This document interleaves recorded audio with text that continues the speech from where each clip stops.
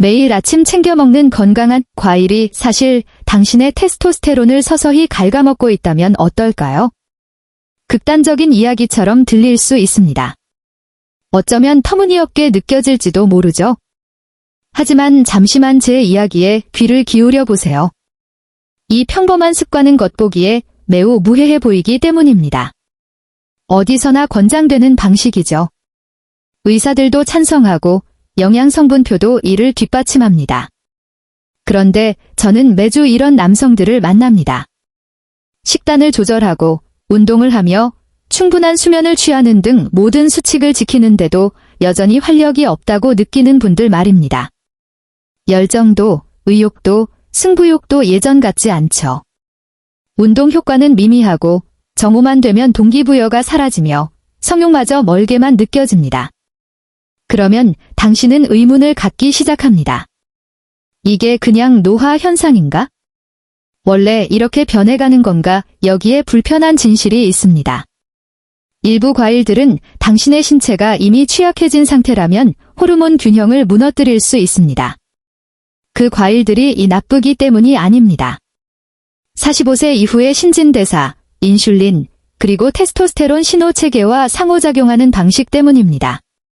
하지만 그 누구도 이를 제대로 설명해주지 않습니다. 주치의도, 트레이너도, 과일을 더 먹으라고 외치는 건강 블로그도 마찬가지입니다. 그래서 당신은 매일 과일을 계속 먹습니다.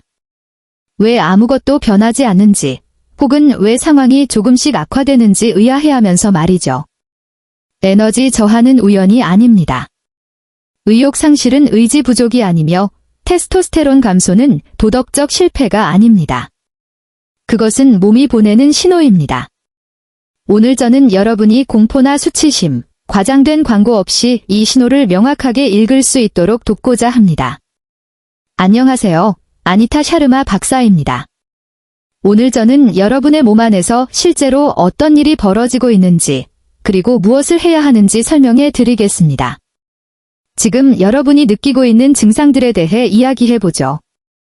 이 영상을 클릭하셨다면 무언가 잘못되었다는 것을 직감하셨을 겁니다. 예전만큼 활력이 오래가지 않을 수 있습니다. 자고 일어나도 개운하지 않고 커피 없이는 일상생활이 힘겹죠. 오후 중반이 되면 의욕이 급격히 꺾입니다. 혹은 좀 더 미묘한 변화일 수도 있습니다. 여전히 사회생활은 잘 해내고 있지만 예전에 가졌던 그 추진력과 자신감, 내면의 불꽃이 사그라든 느낌을 받습니다. 가장 답답한 점은 당신이 노력하고 있다는 사실입니다. 식단을 개선하고 정크푸드를 끊었죠. 당연히 몸에 좋다고 믿었기에 과일 섭취를 늘렸을 겁니다. 과일은 천연식품이고 건강에 이롭다고들 하니까요. 하지만 만약 그중 일부가 당신에게만 해롭다면 어떨까요? 특히 45세가 넘은 지금 말입니다. 대부분의 사람이 간과하는 사실이 있습니다. 나이가 들면 우리 몸은 설탕, 심지어 천연 설탕조차 예전처럼 처리하지 못합니다. 인슐린 반응이 변하고 간이 과당을 처리하는 방식도 달라집니다. 호르몬은 혈당의 급격한 변동에 훨씬 민감해지죠. 이것은 매우 중요한 문제입니다.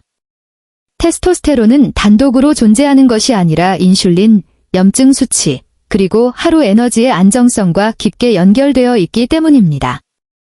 여기서 흥미로운 점은 의사들이 이 연결고리를 명확히 설명하는 경우가 드물다는 것입니다. 비밀이라서가 아니라 의학적 조언이 대개 일반적이고 보편적인 기준에 맞춰져 있기 때문입니다. 하지만 당신의 몸은 일반적이지 않습니다. 연구에 따르면 건강하다고 여겨지는 음식이라도 잦은 인슐린 스파이크를 일으키면 시간이 흐르면서 테스토스테론 신호를 서서히 억제할 수 있습니다. 하루아침에 일어나는 일은 아니지만 조용하고 확실하게 진행됩니다. 그래서 즉각 체감하지 못하다가 매년 조금씩 무기력해지고 활력이 떨어지는 것을 노화 탓으로 돌리게 됩니다. 제 환자였던 마이클의 이야기를 해보겠습니다. 58세의 그는 매우 지적이고 자기관리가 철저한 분이었습니다. 진료실에 들어서며 그는 깊은 한숨을 내쉬었습니다. 박사님, 예전의 제 모습이 아닌 것 같습니다. 절박함보다는 지친 기색이 역력했죠. 오후만 되면 에너지가 급락하고 운동 강도를 낮췄는데도 몸은 더 무겁게 느껴졌습니다. 무엇보다 그를 괴롭힌 것은 자신이 모든 것을 올바르게 실천하고 있다는 믿음이었습니다. 그는 수년 전부터 소다, 정크푸드, 술을 멀리했습니다. 대신 매일 아침 바나나, 포도, 망고가 가득 담긴 과일 접시에 꿀을 곁들여 먹었죠. 그는 설탕을 먹을 거라면 천연 설탕이 낫지 않겠냐며 웃었습니다. 그 논리는 상식적으로 맞습니다. 모두가 그렇게 말하니까요. 하지만 검사 결과 테스토스테론 수치가 정상 범위 하단으로 나오자 그는 혼란에 빠졌습니다. 30대 때보다 더 잘 먹고 있는데 어떻게 이럴 수 있습니까? 저는 물었습니다. 아침 식사 후 기분이 어떠신가요? 그는 잠시 생각하더니 대답했습니다. 1시간 정도는 좋습니다. 하지만 곧 머리가 멍해지고 가끔 몸이 떨리며 피곤해집니다. 마이클이 겪은 현상은 의지력의 문제가 아니라 하나의 패턴이었습니다. 신체를 정밀한 온도 조절기라고 상상해 보십시오. 젊을 때는 적응력이 뛰어나 무엇을 먹어도 금방 안정됩니다. 하지만 시간이 흐를수록 시스템은 예민해집니다. 작은 변화가 큰 영향을 미치게 되죠. 매일 아침 불길에 휘발유를 붓는다고 가정해 보세요. 폭발할 정도는 아니지만 하루 종일 불꽃을 불안정하게 만들 정도의 양입니다. 그 과일 접시는 나쁜 구성은 아니었지만 현재 그의 대사 능력에는 너무 과하고 빨랐습니다. 고가당 과일들이 혈류에 빠르게 유입되자 인슐린이 치솟았고 에너지가 급증했다가 이내 추락했습니다. 테스토스테론은 이런 혼란을 싫어합니다. 테스토스테론은 안정적이고 예측 가능한 에너지 상태, 그리고 낮은 염증 수치에서 활성화됩니다. 마이클에게 필요한 것은 약물이나 극한의 다이어트가 아니었습니다. 섭취하는 과일의 종류와 시기, 맥락을 이해하는 것이었죠. 몇 가지 작은 조정을 거친 후 몇 주 만에 돌아온 그는 완전히 달라 보였습니다. 더 이상 에너지가 급락하지 않습니다. 운동도 다시 즐거워졌고 아내가 먼저 변화를 눈치챘어요. 테스토스테론은 단순히 나이 때문에 떨어지는 것이 아니라 체내 환경의 변화에 반응하는 것입니다. 특히 45세 이후에는 혈당 불안정과 인슐린 스파이크에 훨씬 취약해집니다. 많은 인기 과일들은 과당 함량이 높습니다. 과당은 주로 간에서 처리되는데 중년 이후에는 이 과정이 더뎌집니다. 대량의 과당이 특히 공복에 들어오면 간은 무리를 하게 되고 있는 인슐린 수치와 염증 신호를 높입니다. 테스토스테론 수치가 정상이라도 인슐린이 자주 치솟으면 수용체의 반응성이 떨어집니다. 메시지는 전달되지만 명확하게 들리지 않는 기능적 저테스토스테론 상태가 되는 것이죠. 바나나, 포도, 망고, 파인애플 같은 당도 높은 과일을 단독으로 혹은 스무디 형태로 아침에 먹는 것은 혈당을 급격히 높입니다. 이후 이어지는 혈당 추락은 스트레스 호르몬인 코르티솔을 높이고 결과적으로 테스토스테론을 억제합니다.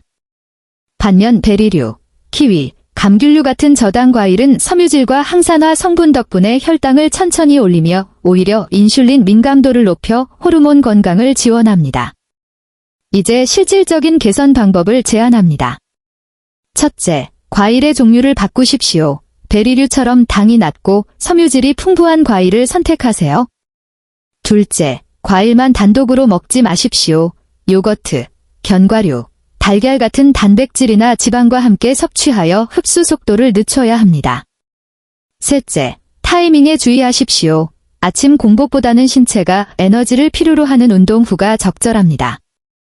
밤늦은 섭취는 피하십시오. 넷째, 제한보다는 대체에 집중하십시오. 좋아하는 고당도 과일을 무조건 끊기보다 빈도를 줄이고 안정적인 선택지로 채워나가세요. 혈당이 안정되면 테스토스테론 신호 체계는 자연스럽게 회복됩니다. 아침이 맑아지고 에너지가 유지되며 자신감이 돌아오는 것은 단순한 기분 탓이 아니라 생물학적 원리에 의한 결과입니다. 딱 7일만 시도해 보십시오. 몸이 먼저 반응할 것입니다. 영상이 도움이 되었다면 구독을 통해 다음 영상인 테스토스테론을 돕는 최고의 음식 편도 놓치지 마세요. 자신의 몸을 이해할 때 비로소 예전의 활력을 되찾을 수 있습니다. 지금까지 아니타 샤르마 박사였습니다. 건강하고 자신감 넘치는 하루 되십시오.